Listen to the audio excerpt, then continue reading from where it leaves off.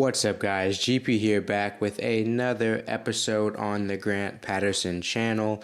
And on this channel, I try to mix it up. I try to do some different stuff. And today I'm actually doing a video that I've been talking about for a while, or I'm going to start a playlist of videos actually that I've been talking about for a while. If you follow me on Instagram, you know that this year I really tried to ramp up my reading.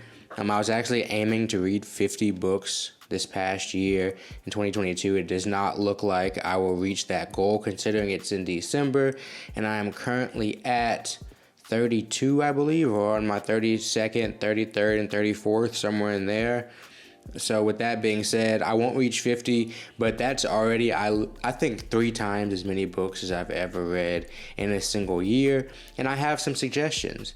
And so as we close out this month, I want to talk about that. I want to talk about some concerts I've been to, because I also want to suggest people to go see some shows that may not have been on their radar. I want to do a recap of some more things out of 2022. But in this episode, I'm going to be telling you guys about 5 books that I think are great for millennials. I will say that these are very Black-centric books. So if you're someone interested in learning about kind of like modern day Black people, I guess that's what most of these books are kind of themed around. But at the same time, they're also just great books to read. As a young Black person, I feel like we're consistently suggested books about Black history, about stuff from the past, which I have a playlist or a list of those books I could read to you as well, or not read to you, I could present to you as well. But in this video, I want to talk about kind of creating history, the modern day Black people, the people who are watching this video, me, people who are using social media and YouTube and all that stuff. We have unique struggles that I feel like some authors are beginning to encapsulate and beginning to speak and write about. And so a few of these books I just want to bring up to you guys. I found them extremely interesting this year. I think some of you guys might as well. One quick last thing is I'm going to break each book down into kind of just a general info about the book. I'm going to tell you what my main takeaway for each book is, and I'm going to tell you who I think the book is best for based off of my interpretation of the book. Obviously, if you just listen to the info and you think it's perfect for you, so be it. But I really think that some of these books are especially good for certain demographics, and I'll bring those up as we go. So the first book I have on the list is Born a Crime, Stories from a South African Childhood, and this is by Trevor Noah. I know a lot of you guys probably know who Trevor Noah is from The Daily Show. He has a bunch of stand-up specials online and on streaming and stuff like that. He's a very, very famous celebrity, but it seems like he easily wrote this book, though. And I say that because it is so bizarre, some of the things that occur in South Africa, at least bizarre to our side of the world. A lot of things that also emulate America, because he grew up in an apartheid South Africa, and apartheid was actually it was fashioned a little bit after American slavery and then American Jim Crow more so.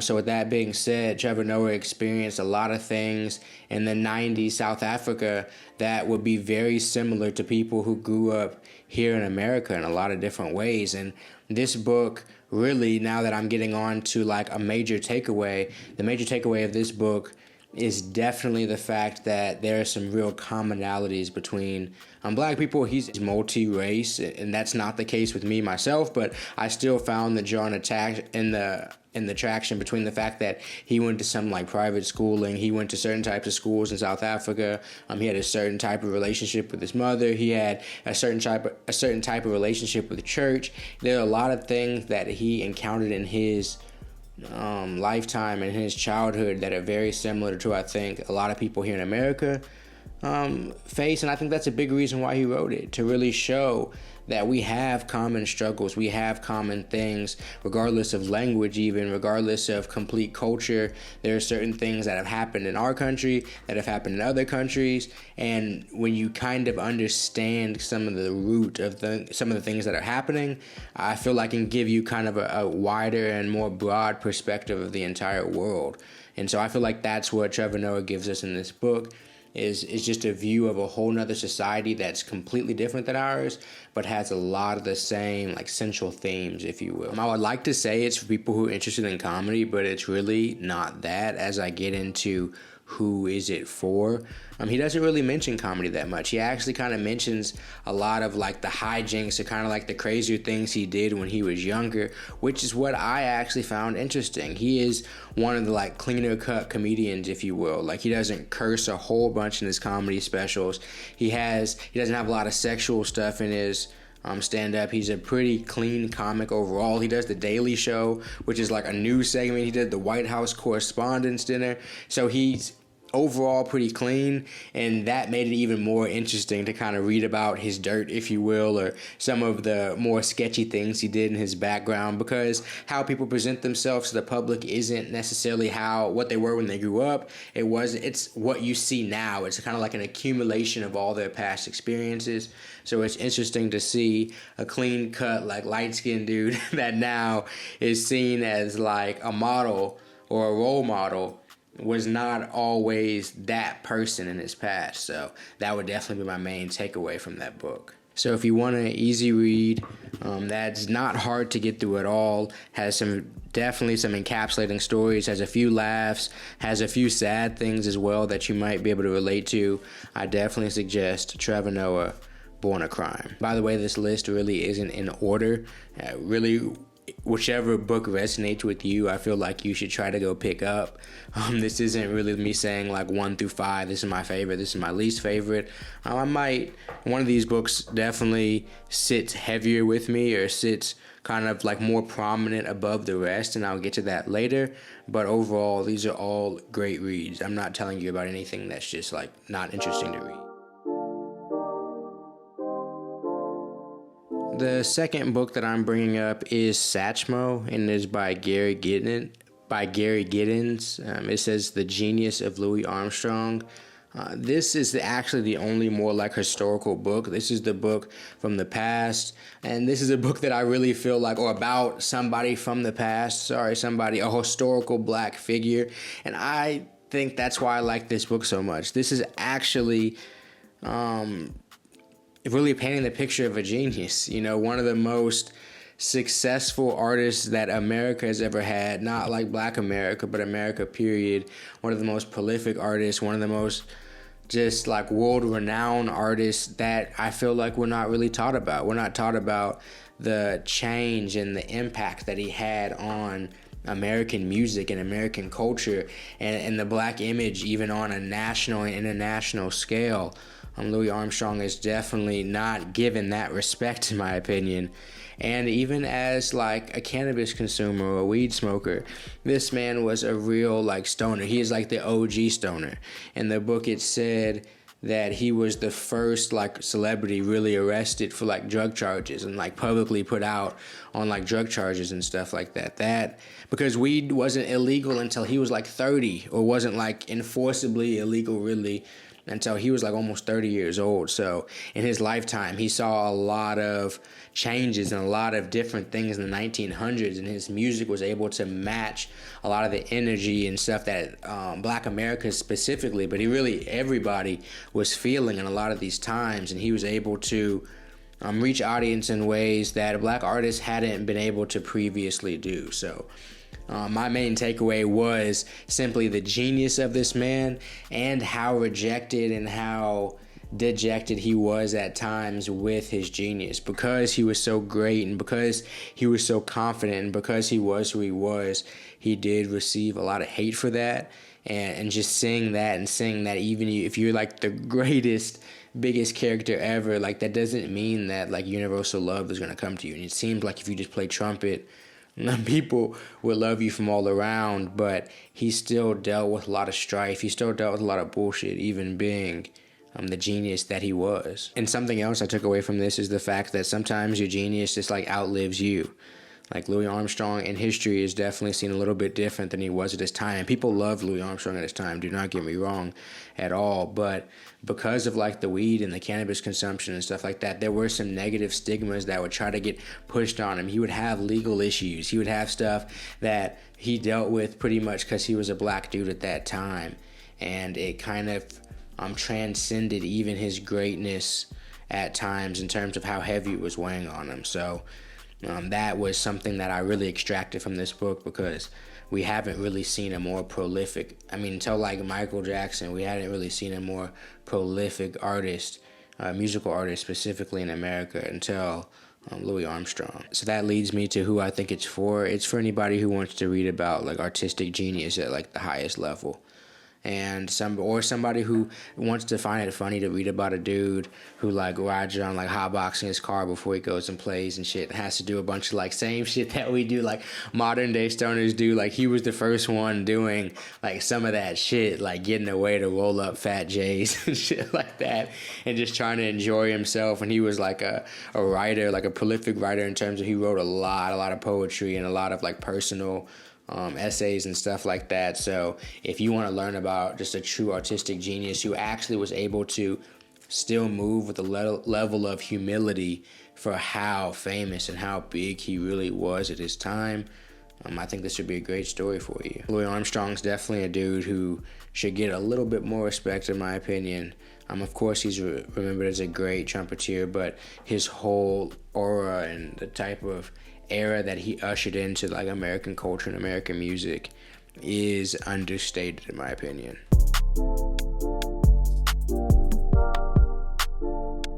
The third book that I'm going to suggest to you guys, and unfortunately the only one that's written for or written about or written by a woman, is The Misadventures of the Awkward Black Girl, or Misadventures of Awkward Black Girl. I think the title is supposed to be awkward because it's about Issa Rae's awkwardness, I suppose. But regardless, this book was great. This book was definitely like creatively written. She was able to get her ideas out. I like to see what different books can be. Sometimes books feel a little bit more stringent. Doesn't feel like you're able to do, or like the author is necessarily able to do what they want because they have like strict guidelines from publishing, stuff like that. It seems like she was able to have fun with writing this book. It was a book that I really enjoyed.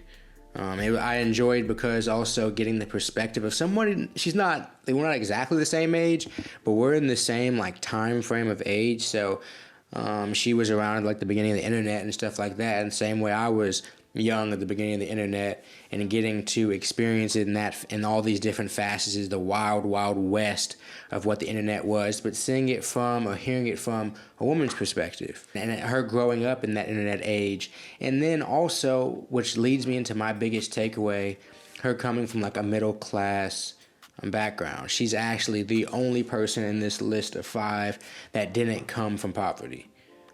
So that says a lot to me. And these are all celebrities, kind of. The last book isn't really from a celebrity, but these are all somewhat celebrities.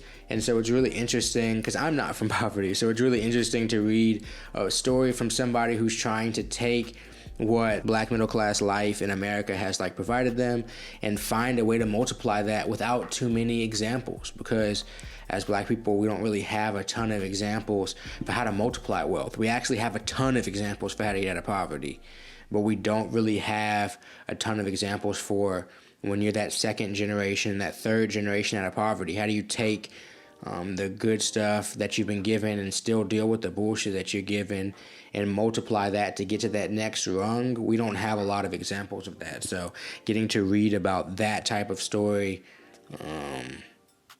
it was a cool experience, and I'm happy that I picked it up for sure. But yeah, like I named so the main takeaway for sure was just getting to read the perspective of a millennial black woman, from her perspective and her truest words and how she views the world. And obviously, this is one person. This is not somebody who's an example for all black women, for all women, or anything like that. But even getting to read one example from somebody's experiences can be pretty transforming, and just open your mind to different possibilities, to challenge the assumptions that you may have already had or that you may think or anything like that, and be open-minded to changing those assumptions. So for who it's for, this book is for anyone. For men wise, if you're a man watching this is definitely, if you want to learn just a little bit more about women, you want to learn a little bit more how they think, and maybe even how some creative women think, this is definitely a good book for that. For anybody though, this is a great book for anybody who wants to just read creative, true, honest stories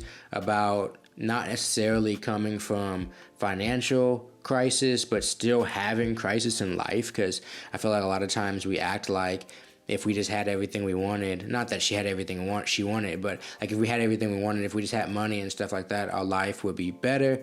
But also finding fulfillment in life itself beyond just trying to survive, because most Black stories, unfortunately, are about survival. They're not really about like thriving. So getting to hear about how to take it from a good level of life to a thriving level of life, I definitely suggest you pick this up.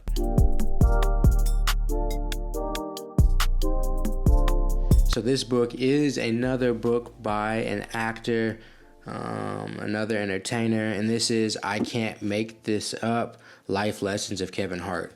A lot of people would not be interested in reading this book simply because they're not interested in Kevin Hart, but I actually found it extremely interesting because of how big Kevin Hart is. I mean, he's undeniably one of the biggest entertainers on earth.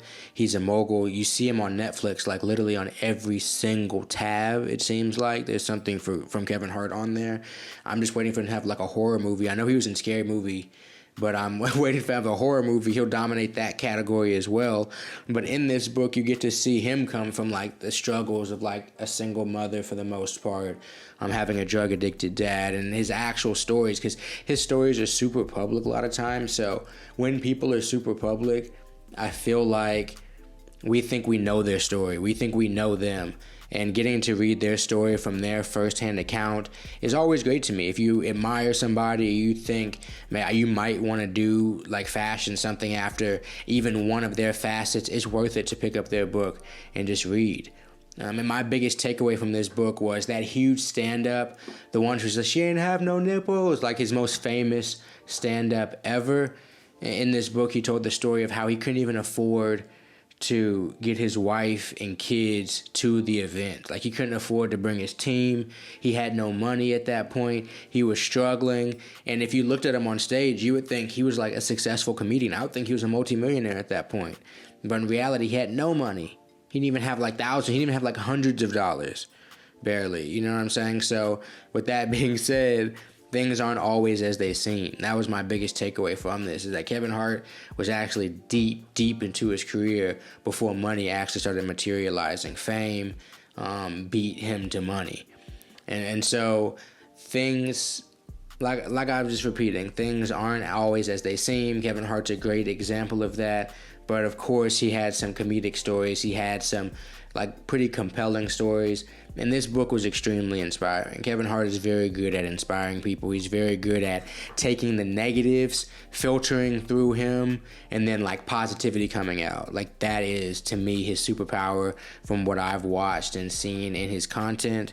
And so with that being said, I Can't Make This Up, I feel like it's a great way for people who have been born into like less than ideal situations sometimes, or people who have been given a bad hand, or I mean, he's a smaller dude, people who might feel insecure about being short, stuff like that, people who feel kind of like they don't get to do what they want all the time. Kevin Hart has a lot of those stories. He has a lot of stories about taking that hardship in life and reversing it on its head, finding that silver lining and making it positive. So anybody who wants to read a positive, like awe-inspiring, wants to leave inspired by a story, definitely suggest this book. It is a little bit on the longer side.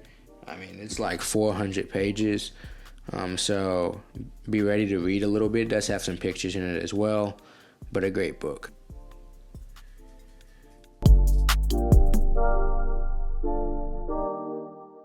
The last book on the list, and certainly not least, like actually probably the most compelling out of all these books, is Heavy.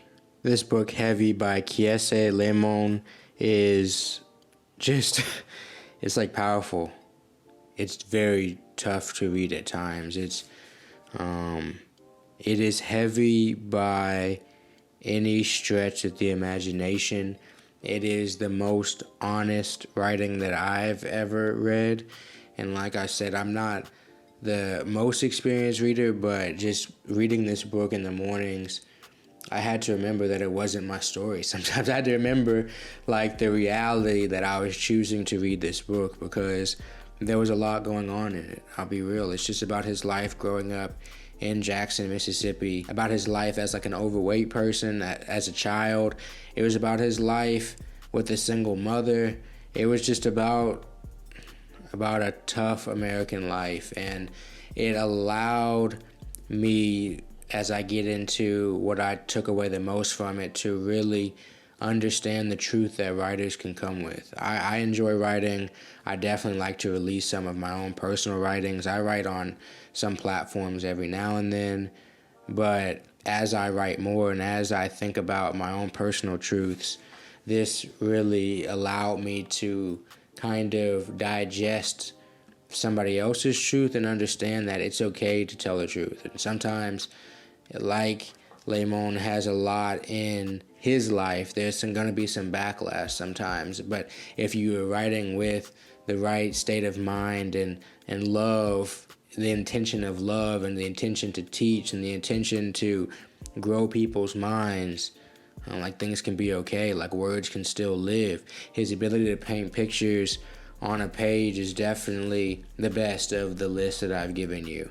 He's definitely the best pure writer in my personal opinion. The power that this book has, the power that he has with his pen is pretty profound for real. And so I suggest it for anybody who's looking to seek truth in their own life. For anybody who wants to see what kind of like unadulterated or like raw truth looks like, and somebody accepting and working through raw truths that they face in their day-to-day life, which I feel like at some point all black people have to do. I don't feel like everybody has to do that, but I feel like black people, to get to the level of peace that I feel like we should achieve, like there's some truths that we have to accept in our own lives, in the society around us, in our family dynamics, in our own personal histories. And Lemon, throughout this book, works through his truths, works through the things that he finds important in life, and it's essentially like addressed to his mother, telling his mom about these things, about the pains between them, between life, and all those type of things. So if anybody's trying to reconcile their past, reconcile their family's past, understand the truth of the broad spectrum of kind of our place in American society, I definitely suggest Heavy. It is one of the greatest books I've ever read, for sure. Definitely one of the best. I think I'm going to do a top 5 books overall that I read in 2022, and I can guarantee you this is going to be one of the books on the list. Guys, I appreciate you coming to join me. I'm going to be coming out with more of these videos. If there are certain types of books that you are looking for, certain types of novels that you want reviewed or anything like that, or my opinions on some books that I've read and stuff, please put that in the comments below. If you have some suggestions, definitely suggest some in the comments. And by no means am I saying these are the only books that I think like millennials or black millennials should be reading. I have another, like a long list of them that I think people should read, but these are ones that I feel like are very relevant, very current, face some of the problems that I feel like that we're facing today. And a lot of the black struggle has been the same throughout history, and that's why I like the Satchmo book, because it kind of shows you some of the long-term correlations with the struggles of the past and today, but also how we have evolved and how we've and the steps that we had to take to get to where we're at with the image, with our whole full like community image, so with all that being said, these books were great. I don't know how many people watch this video, but if you guys are interested in more book videos, I'll be coming out with more regardless of whether you are or not. I do feel like these can help some people. I had a friend the other day ask me for some book suggestions, and I was like, man, once I get asked something once, that means somebody else needs this information as well. So, guys, it's been another episode. GP back with another one. I will see you guys next time. Y'all have a good week.